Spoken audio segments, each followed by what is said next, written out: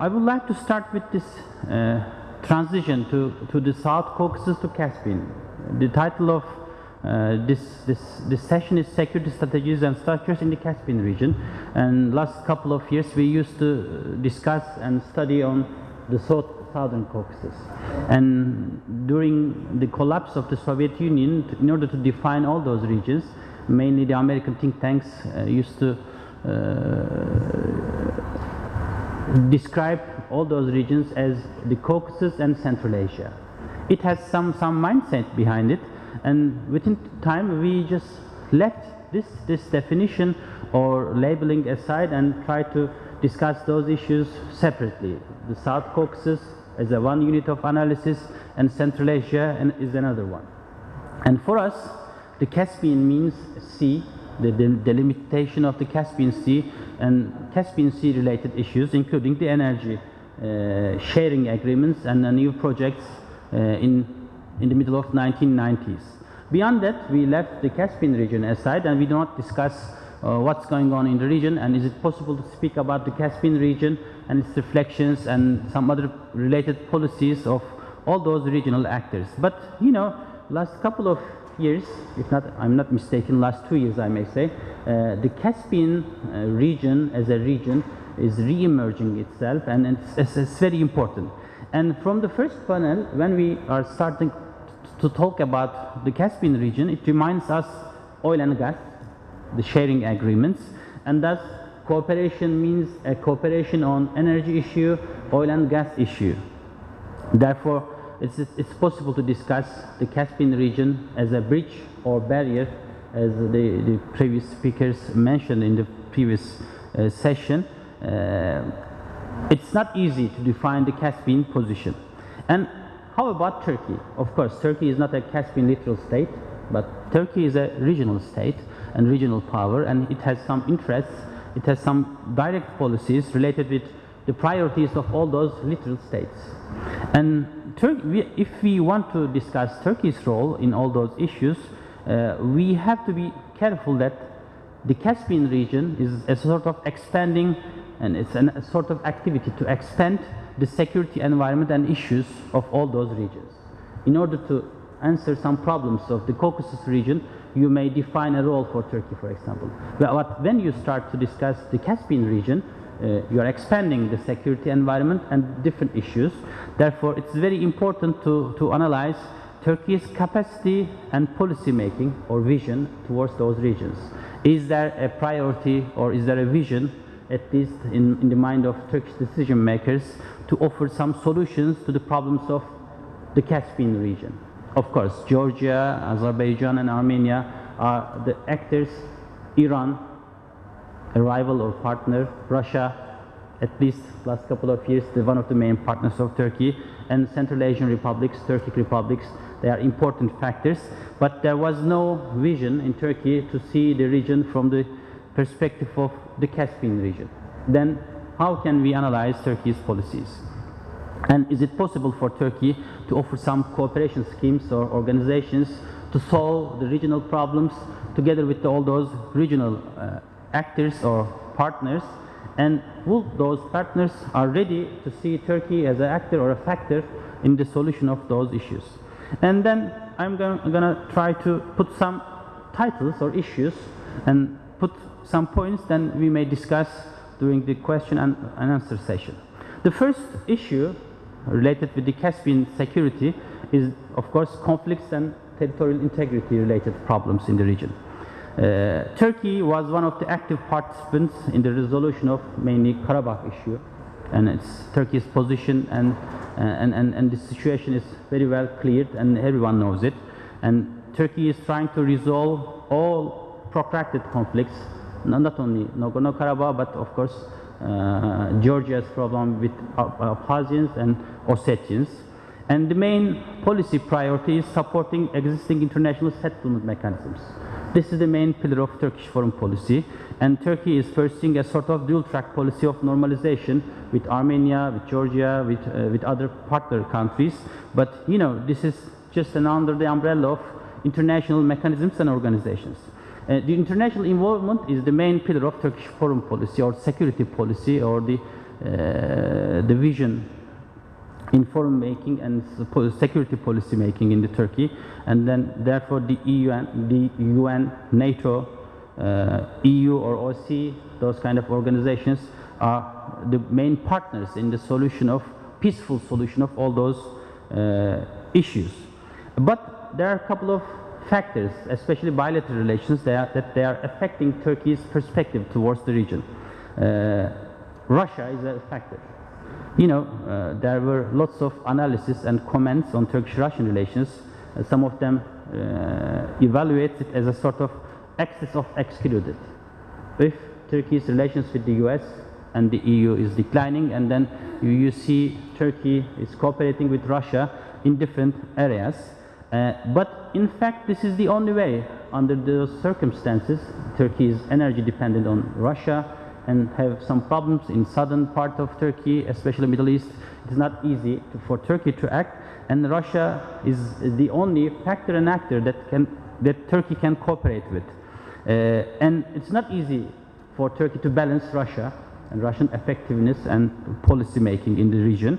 Therefore, Turkey has changed its policy outlook towards Russia, and they prefer, or Turkish decision makers preferred, to establish cooperation instead of competition or rivalry.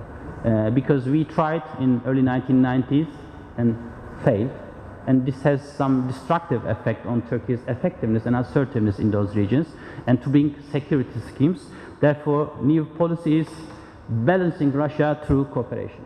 This is the summary of Turkey's perspective. Iran is, of course, a rival of Turkey in the region. And Turkey's and Iran's interests and future prospects are much more different than Turkey.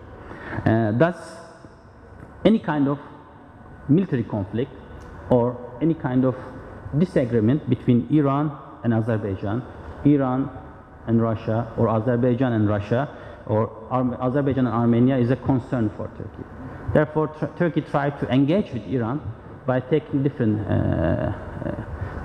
perspectives into account, but I don't know, is it successful or not? It seems that Iran and Turkey will compete increasingly in the coming future to prefer or to offer some strategies, security strategies to the Caspian region. Georgia is important for Turkey. Georgia's security, especially border control and border security, is a concern for Turkey, and domestic instability or any sign of security concerns for Georgia is important for Turkey. Therefore, Turkey prioritized Georgia and Azerbaijan first, and then afterwards Caspian issues, and then Central Asian republics, and try to establish sort of link or access to cooperate and to offer some solutions to those security problems. Armenia is the main headache for all those Caspian states, in fact, and it's almost impossible to cooperate under those circumstances. And I may say that Turkey is following a sort of approach, what we can label as ambiguous, constructive ambiguity.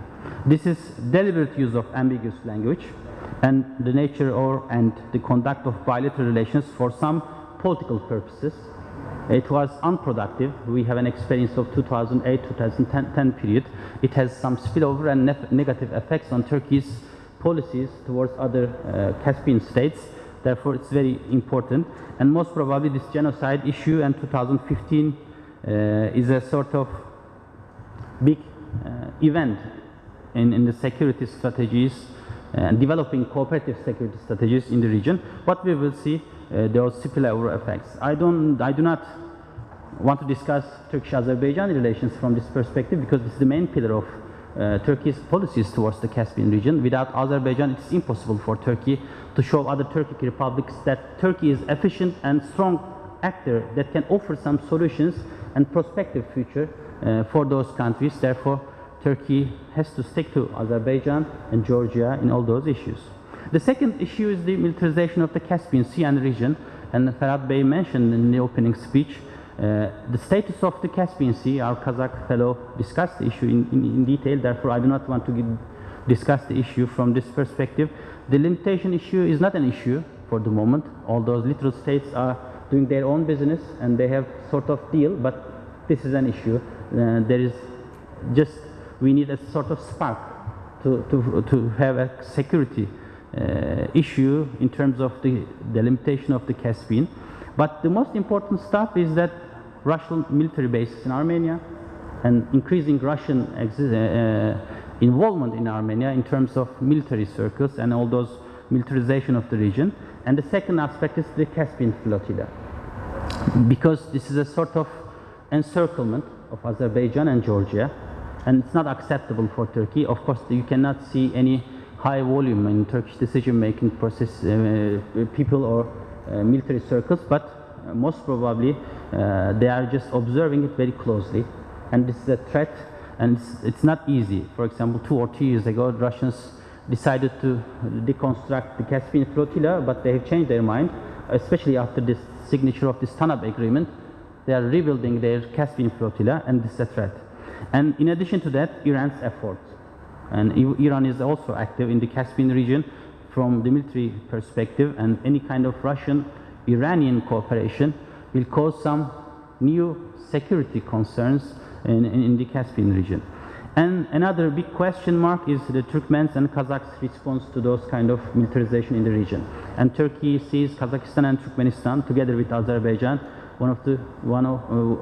as main partners in the Caspian region. Therefore, Turkmen and Kazakh response and their attitude towards Russian policies is important for Turkey, and we will see the end result, I think, not far from this time. Another title that we can discuss, regime failures in the region. It's very important. We have lots of rhetoric on democracy, civil society, and weakening and effective state apparatuses. These are the facts. Of course, it's very important to democratize and support civil societies in the Caspian states. This is in favor of all those regional states, and Turkey, the EU, and the US. This is the case. We are agree on that. But we have to be careful in order to have economically and financially wealthy and prosperous Caspian region is in interest of all those partners, and together with societal development, we have to work on it, which means we have to have some strong states and surviving states, and all those democratic movements are important. And therefore, I see Georgian elections and the transformation of power, government power is important stuff, and it's a concern, but this is important. How the new government and the leadership cadre understand all those transformation in Georgia and reflect to Turkish, Georgian, Azerbaijani, and the Caucasus relations is also important.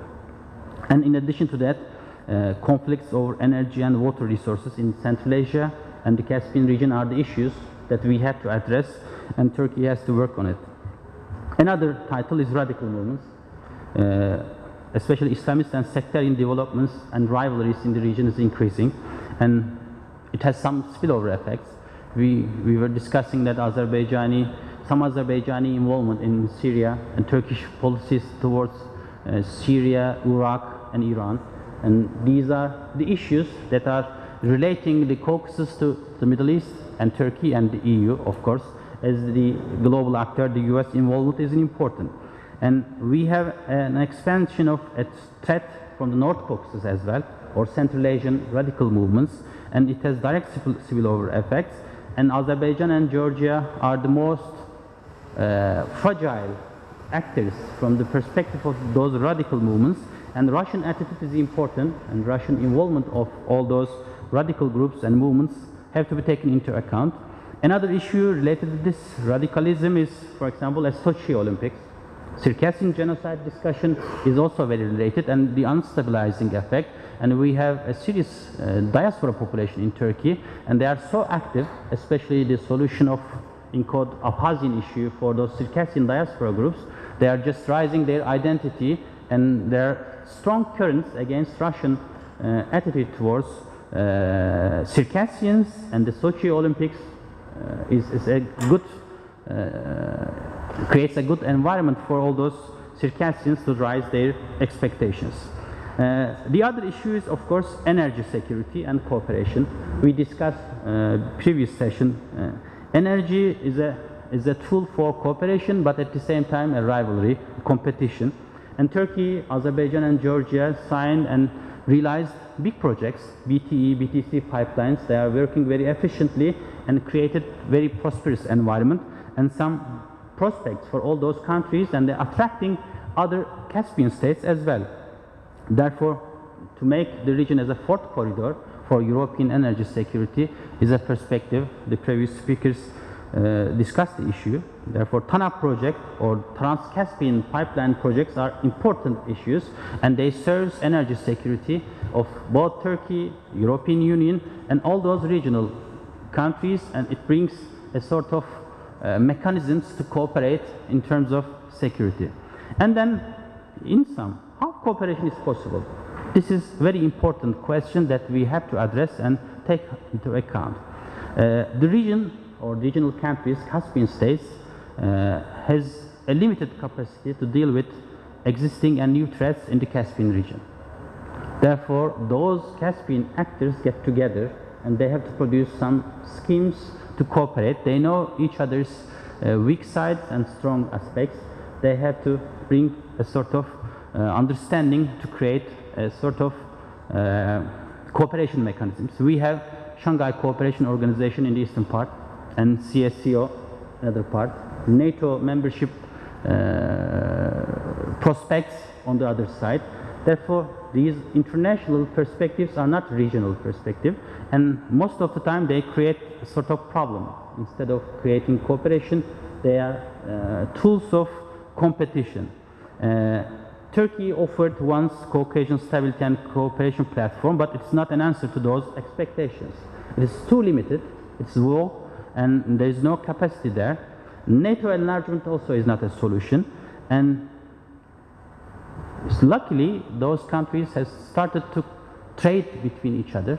They are establishing new links, as it was stated, not only pipelines but some commercial lines and new trade routes.